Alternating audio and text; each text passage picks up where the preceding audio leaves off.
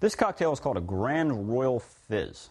Primary ingredient is gin, with a little bit of maraschino liqueur, and a couple juices, creamy, little club soda.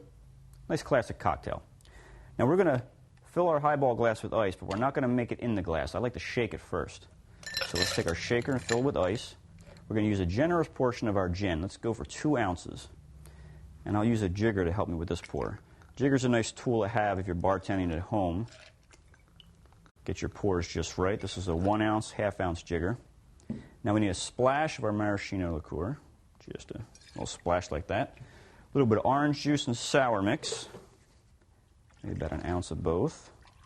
There we go. Finish with a little cream. Now we're going to shake this up, and the last ingredient is club soda, which we don't want to add at the beginning. We want to add that after we've poured our ingredients.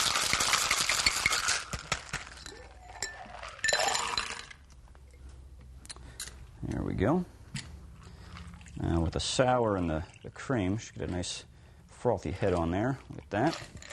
And in our fizz part is our club soda. Top that off a little bit right there. Perfect. Look at that. Grand Royal Fizz. Enjoy.